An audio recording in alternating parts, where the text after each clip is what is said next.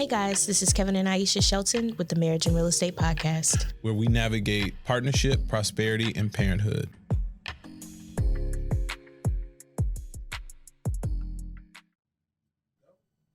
This week's episode is sponsored by Blount Wine Therapy. Blount Wine Therapy utilizes localized honey to enhance health benefits and anti-aging properties. All wines are handcrafted and labeled by hand. You can find Blount Wine Therapy at your local Total Wine and Spirits in the local wine section and tell them the Marriage and Real Estate Podcast sent you. You can find the product also online at www.blountwinetherapy.com and on Instagram at Blount Wine Therapy. All right, now that she's finished with all the actual information, I just want to say this wine is bomb. Go follow Blount Wine Therapy on Instagram. Go to their website, buy the wine. Marriage and Real Estate Army, go out, buy Blount Wine. Support the podcast by buying Blount Wine. Because we need wine when you're married and have children. That's true. And in real estate. Hey guys, this is Aisha Shelton. And this is Kevin Shelton. We're back. I look ruggedly handsome. Wow. That's how I wanted to start. I can't start like that. Give me a heads up at least. This is the Marriage and Real Estate Podcast. I'm going to be like you. Featuring the ruggedly handsome Kevin Shelton. I'll take it. Look, appreciate my confidence. Confidence appreciated. There we go. Thank you. So what are we talking about today, Mrs. Shelton? Hey, that's me. Mm-hmm. Okay, so today we're going to discuss, if I knew then what I know now, real estate investors. Oh, I like that. I like that title. Okay. You know I can come up with the titles, right? No, that works. Okay. If I knew then what I know now, real estate investor editions. So, okay. I'm a huge proponent of learning from other people's mistakes as opposed to making them my own. I agree with that. I think you're the opposite of me. No, I'm just kidding. So I agree with you. I think a lot of time I don't not realize what I'm doing. I don't realize that although it's colored in a different way, it's still the same path. So okay, so real estate investing is sexy. Everybody wants to do it, right? Mm-hmm. And TV makes it look so fun and easy, and it's where the money resides. Sometimes. But in true Shelton fashion, I really like to be true Aisha Shelton fashion. It's just making me. Stop separating yourself I really from like me. to be right. In true Shelton fashion, I really like for us to be authentic about our journey so that you guys can learn from us what we wish we would have known then, right? Yeah. So let's start with, I don't know, it's not that many episodes in. However, if you didn't go back to episode 1 to follow our journey, we should start with where we started. So I'm going to politely ask you to not look at your phone and engage with myself and the audience. I'm engaging with you and the audience. So where did we start and why? So we started off like most investors do. We educated ourselves. Well, let me take that back. Most investors that educate themselves start off kind of podcasts, books, the whole gambit. Going to real estate events, going to conferences, not trade shows, but local RIA groups, things like that. So that's where we started. We did. And I think I'd like to say that we both had real estate investing aspirations. Mm-hmm. And again, I feel like we're the perfect complement in a lot of ways. Mm-hmm. And that theme kind of rings true within our marriage and our relationship. And so even with our real estate investing, we were the perfect complement, right? So Kevin had this skill and I had the book knowledge, basically. So and you're really skilled at finding resources. So you can give me something and I'm like a dog with a bone, right? Like I just chase it down. So yeah. That works. So I'm the ideator and he's the executor. Mm-hmm. And so I had all of these grand ideations of real estate investing and Kevin had these grand abilities in, real estate. With no knowledge, right? So I could do a bunch of stuff, but I couldn't put it all together. You could put together a bunch of stuff, but it just... I couldn't do it. It'd sit on the table. Do it. Yeah. Just say I couldn't do it. Dang. Yeah. So together, we are, we've created K&A. what you see today. We've created K&A. And so it's the ideation and the execution happening. So I think that when we first got started, the interesting part was real estate education teaches you to be much more complex than you probably actually need to be. Okay, so we're getting into the lessons? No, I was just getting into the story. So I was kind of going down the rose-colored path, right? Which will lead to the lessons, but we very much sip the Kool-Aid of the, seminar real estate investor, right? When actually, when you first got the bug for investing in real estate, it was at a seminar where they wanted you to leverage your house.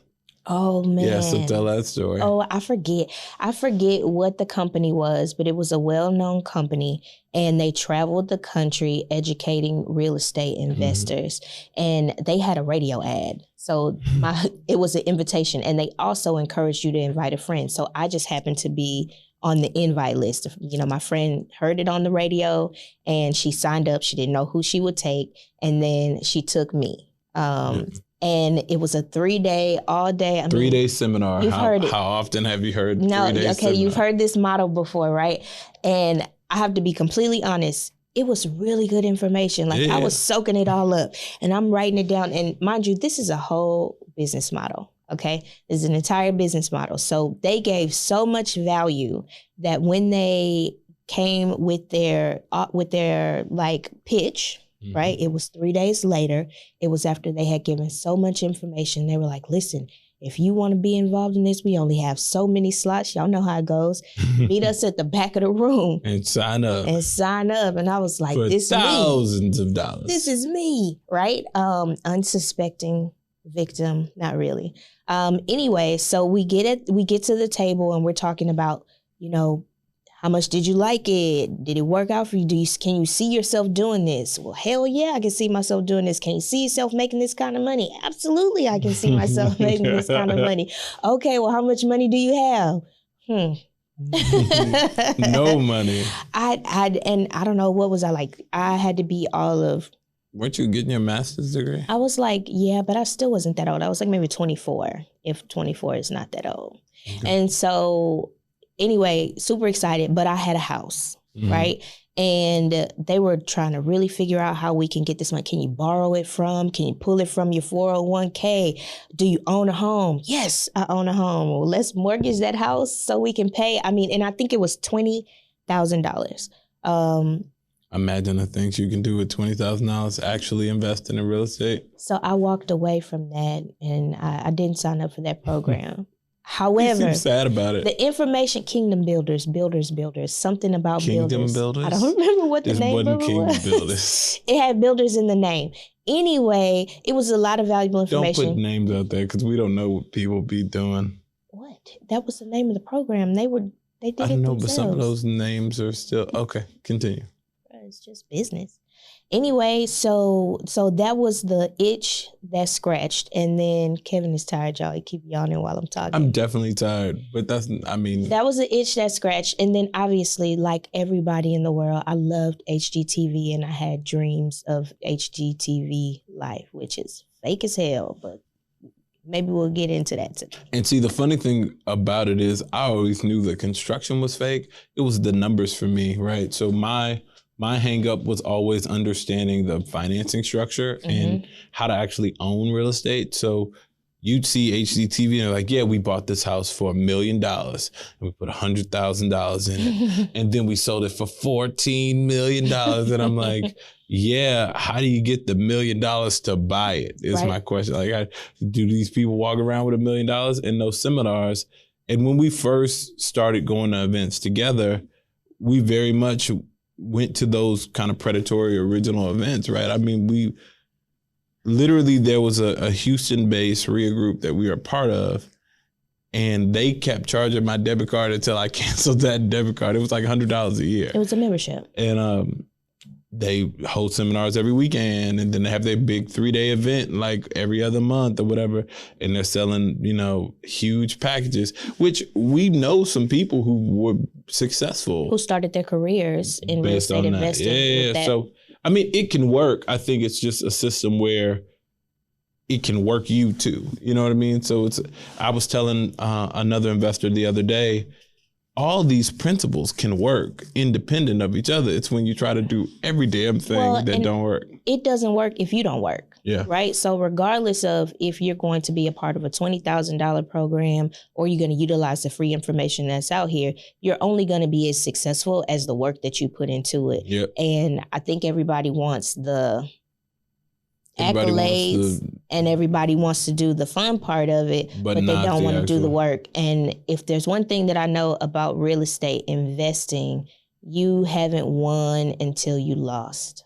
Oh, that's true. That's a good way to put that. You have not won until you lost. Put that on a t-shirt. If you're striking gold and you're striking gold and you're striking gold and you're striking gold, that gold only lasts so long. One, it don't last long, and two, your real wins come in your losses. And I think the real wins come in not just the losses, but the losses lead to the lessons, which of course you're alluding to. Call them lessons.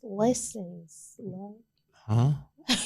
What? I was trying to do like a play on words. Lessons. No, I mean, the losses equal lessons for sure. Yeah. But I think it's also in building up that callus on your mind to be able to lose. I still very vividly remember the first $5,000 we lost and how much shit you gave me about it. Like, did I really? Yeah. That was a lot of money at the time. It was so it's just funny because it was like that $1,700 we risked to build our house, which wasn't a loss at all. We won on that one. So, but that teed up the $5,000, which tees up the $20,000, which tees up the $30,000. Everything goes in progressions, right? So you have to callous your mind. You have to go through all those lessons in order to just have the bravery enough to try, right? Like, I wouldn't bet $1 million when we first, betting $5,000 was everything. So somebody like, yeah, I'm gonna risk $1 million on this $14 million deal. It's not just can you find $1 million? It's, if you do find $1 million, is that worth risking it? Is that worth trying? Or do you want to save the $1 million you got and not cause yourself heartache by flipping a house? Well, I mean, and that $5,000 at the time was our $1 million. Yeah, it was like, everything. Oh, this is what you call, what was earnest money? Wait a minute. No, it was option. No, it was earnest. I remember when I put that damn deposit down, you're like, if this don't work, you were like, this don't work. We not do nothing else. Look, so our friend Don put a meme up, and it's not his meme, it was just a random meme, but he put a meme up that was like, when somebody invests $500, they like, oh, I need you to know this is my life savings.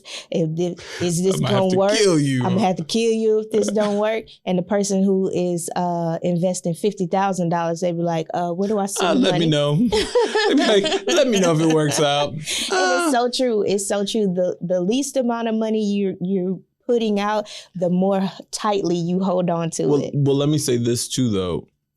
That same investor, like for me, when we started taking investments, that $500, I would be like, and protect it, because I feel the same way. Even dealing with lots more money than that, I still have that same feeling. So that same $5,000 we lost, I'm like, all right, I don't want to lose nothing else. You know what I mean? And that same $500 that invested, like, this is my life savings.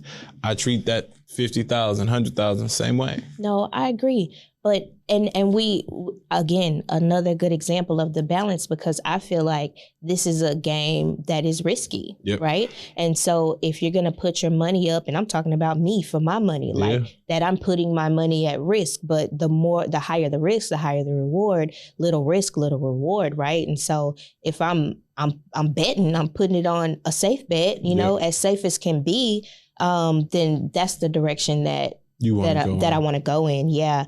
So that's how we started. So let's I think everybody knows where we are, right? So let's jump into the lessons. Let's go. So if you had to put one kind of keystone lesson on the first couple of deals, first couple of years in real estate, what was the biggest lesson you learned? Because I have one vividly in my mind, and this one you taught me, so. Okay, so this is, and I'm sure I'm way off track with what you got in your mind, but I'm not playing the guessing game. I'm not trying to figure out what's in your mind. I have to think about it from the perspective of, couples investing, husbands and wives. And being on the same page, in my opinion, is of the utmost importance. And so you'll have one person that's in your marriage that is the igniter. And we've talked about this in the podcast before, the stabilizer and igniter. You'll have that one person that's the risk taker, that's ready to go, that, is launching into real estate and want to put your life savings on the line. And then you'll have that other person who's more cautious. And you guys need to come to a very clear understanding of, this is what we're going to do, and this is what we're putting at risk, and I need you to be all in here. A meeting of the minds. Or we're all out, right? So if and when we lose, which you got to lose at some point. You have to lose at some. That's another caveat. You have to lose at some point. That you can't really be mad because you got buy-in. But what happens is you have one spouse who just kind of risks it all. And then the other spouse is pissed when you lose, and it's trouble in paradise. And then they go, you come take my house. What was that on? I was at our house, darling, when we lost. That's exactly what that was. That's a rendition of Aisha. We laughed today, but that was not funny then. It was not funny at all. So, okay, what's the one that sticks out in your mind? This is the biggest lesson you taught me, right? It breaks down to two. Stop doing the things that don't pay you. And it's not how, it's who, right? And I'll break that down. So stop doing the things that that don't pay you. As a real estate investor, it's really, really easy to get caught up in real estate investing and not actually making any money, right? You're prospecting, you're looking at deals, you're putting earnest money deposits down on stuff that ain't never gonna work. Like, you're spending a lot of time spinning your wheels and not focusing on what could be the most profitable business model for you. And we spent years doing a lot of things to simplify our lives down to what we did best. And I would probably start that earlier, right? Like, it took us a lot of lessons to get there, to go, okay, here's where we get the most bang for our buck.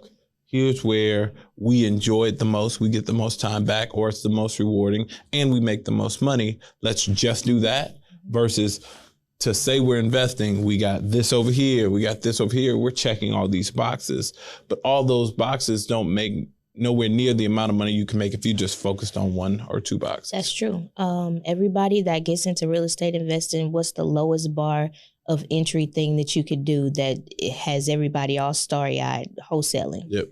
And I mean, we've spent our wheels on wholesaling. Yeah, we spent thousands of dollars on marketing, on wholesaling, marketing, and following the programs. Sent out postcards. Yeah. Had seller calls. Low bar of entry, extremely high amount of work, typically with very low results. That's not to say that there aren't some wholesalers that are killing it, because they are. But I swear to God, if it were a jar of M&Ms of people who are killing it and people who are not killing it, the jar who are killing it will be bare. But they're going to teach you everything they know, and that's a whole nother income stream for them. Like? It's like the jar at the Carnival at State Fair, and it's got a whole lot of stuff in it, right? So they got the big rocks, and then you got the little rocks, the pebbles, and then you got the sand. And you got whatever. So the people who win in are the big rocks. Absolutely. Everybody else is the sand and the small rocks and whatever. And that don't mean you don't get some deals, but the people who are really killing it are the people who that's their full-time, focused, years in, down job, right? Yeah. And we decided to focus on the things that we can be the big rocks in versus being the sand in everybody else's jar. Yeah. True. So, you know. The second lesson, it was stop doing the things that don't pay you. And then it was, it's not how, then who, right? For a long time, I felt, not only because I have the skills as a contractor, but because I just enjoy building things, that I had to do every single aspect of a project. I got to hang the fans. I got to be at the house till 3 a.m. I got to do all these other things. And that is not the highest and best use of my time. Oh, that sounds familiar. It does. Who says that? You. She does. So the impact to my family, the impact to our marriage, the impact to my peace and sanity, I was causing harm to myself by just trying to do everything else. So our first couple of projects, and I'm running around thinking I'm saving money, and I'm causing myself strife and hardship and heartache, trying to be everybody's Joe Blow contractor or trying to do every kind of project instead of focusing on what I can do oh so well, and then finding the vendors and the resources to help me achieve that. Yep. So those are my big lessons. Those are your big lessons? Yeah. That's it? No, it's not it. But I'm saying those are the two pivotal lessons from my first couple of years. I've learned lots along the way. Yeah.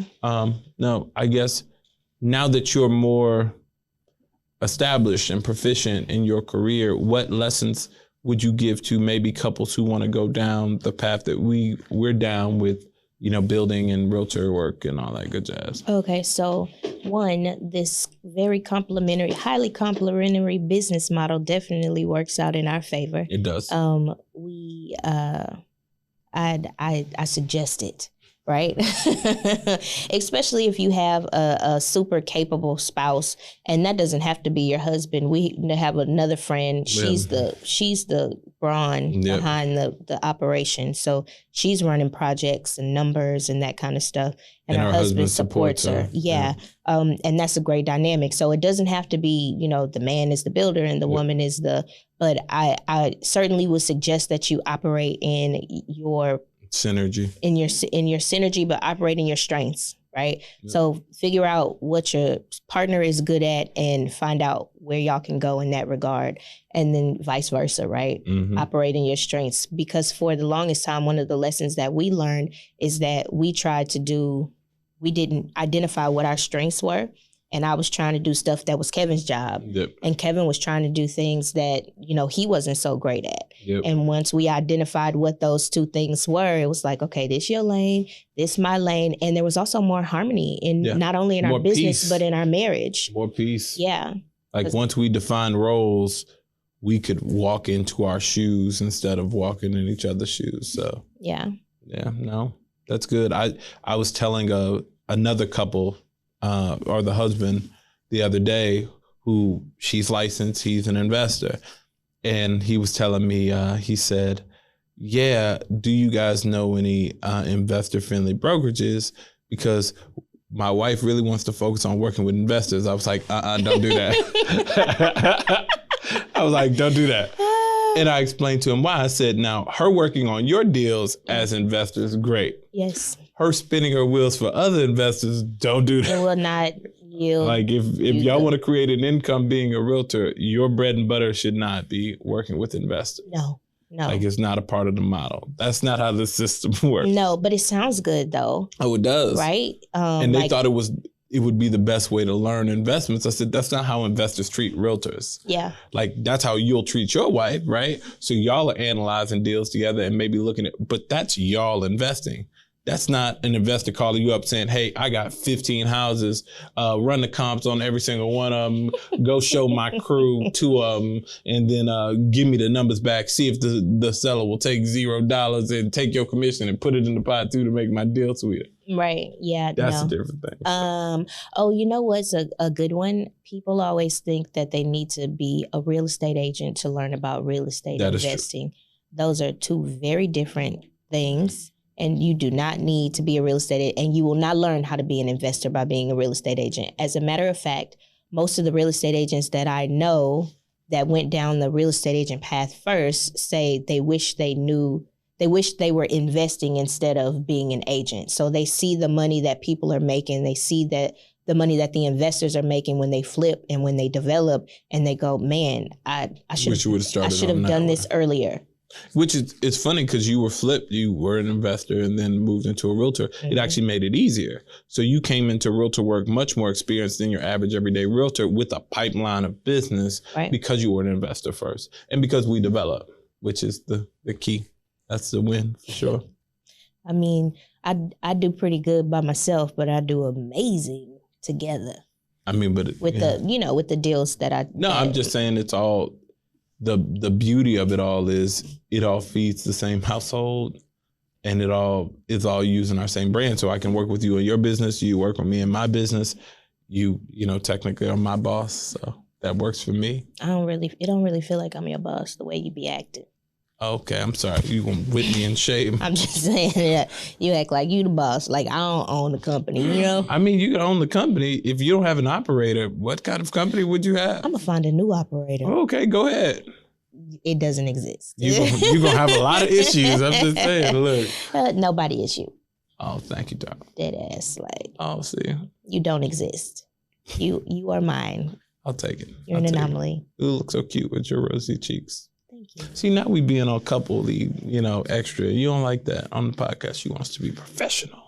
We could be both as long as you, as long as you're not crass. I'm cool. Okay, I'm gonna be 100% a gentleman because I'm rugged handsome. Thank you. Wow. From the crowd, I get the rugged. Let's see. When I'm rugged handsome, I gotta just hold myself up. I sit up straighter. I turn my head slower.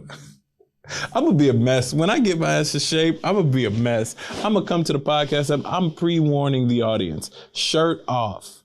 Marriage and real estate tatted on my chest. I'm just like, no.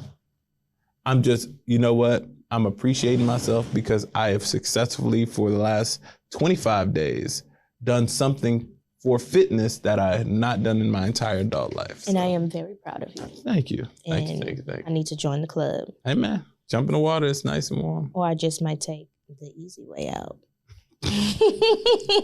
Then they gonna be looking at you. That's how they were talking about Drake on the Breakfast Club. They say Drake got surgery. Oh, did he? And he in the gym faking it. So he in the gym like. Listen, I plan to be in the gym faking it as well. You're gonna be one of them ladies in workout clothes, like instantaneous body, and then like. I mean, I'm gonna start working out before, so you won't be able to tell the difference. Like 2 weeks, man, 2 weeks happened, before. And she did it. Like, oh man, she dropped 40 pounds in 2 weeks. Anything could happen. What's the total life changes? I did not plan to tell my secret, but anyway. That's on you. You can't blame me. You always saying I say too much on the podcast. This time it was all you, darling. Your hair looks so nice. Thank you. Oh, but wait until next time. Oh, will you have it for next time? I'll see. Oh, that's exciting. Yeah. But you can't do nothing with it, right? Like you can't like pull it or touch it. I'm just asking in a professional way. I'm just asking, can you pull it? What happened to the... See, you always get me off track. When I sit in this chair, my thoughts are, we're going to have a succinct conversation. We're going to give this audience value. And somehow, some way, you just throw in your curveball of... Leo. That's all you need to know. Jesus Christ. So the lessons. Okay. I'm sorry. Okay. We're getting there. So to sum it up, we're going to give you guys 5 tips for every new investor to use to get started investing, but also to learn from the Sheltons on what not to do or what to do for that matter.